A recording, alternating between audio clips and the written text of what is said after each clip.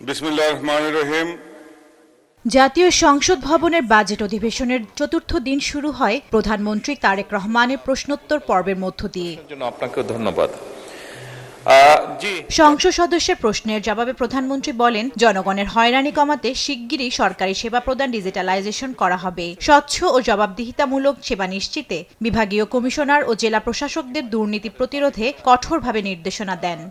বিভিন্ন সময় প্রশাসনিক দফতরগুলোতে সাধারণ মানুষ বিভিন্নভাবে অনেক সময় হয়রানির শিকার হয়। এই হয়রানি মুক্ত করার জন্য একই সাথে এগুলো যাতে অ্যাকাউন্টেবল বা স্বচ্ছ রাখা যায় সে ব্যাপারেও কঠোর নির্দেশনা দেওয়া হয়েছে। বিনা সংকোচে যে কোনো দলের সংরক্ষিত আসনের নারী সংসদ সদস্য পরামর্শ নিতে সরাসরি যোগাযোগ করতে পারবেন প্রধানমন্ত্রীর সঙ্গে।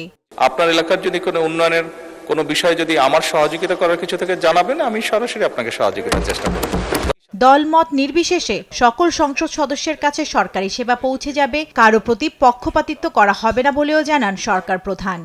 বর্তমান সরকার দেশের সম উন্নয়নে বিশ্বাস করে।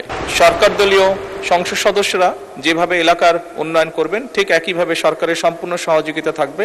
বিরোধী দলীয় সদস্যবৃন্দ যারা আছে তাদের এলাকায় আমরা সমানভাবে কাজ করার চেষ্টা করব। প্রধানমন্ত্রী তারেক রহমান জানান, দেশি বিদেশি বিনিয়োগকারীদের জন্য ব্যবসা বান্ধব পরিবেশ তৈরিতে আগামী বাজেটে বিশেষ গুরুত্ব দেওয়া হবে। বিদেশি বিনিয়োগ আনতে পারলে মিলবে 1.5% প্রণোদনা। আমরা শুধু বিদেশি বিনিয়োগী যে আকর্ষণ করতে চাইছি তা না, একই সাথে আমরা আমাদের দেশীয় বিনিয়োগকারী যারা আছেন তাদেরকেও আমরা উৎসাহিত করতে চাইছি। বিদেশ থেকে সেটি কোনো বাংলাদেশি হোক অথবা কোনো বিদেশি হোক নাগরিক, যে পরিমাণ ইনভেস্টমেন্ট তারা নিয়ে আসবে 1.5% তাদেরকে আমরা কনসালটেন্ট ফি বা কমিশন যেভাবে আপনি বলুন না কেন সেটা আমরা তাদেরকে দিব।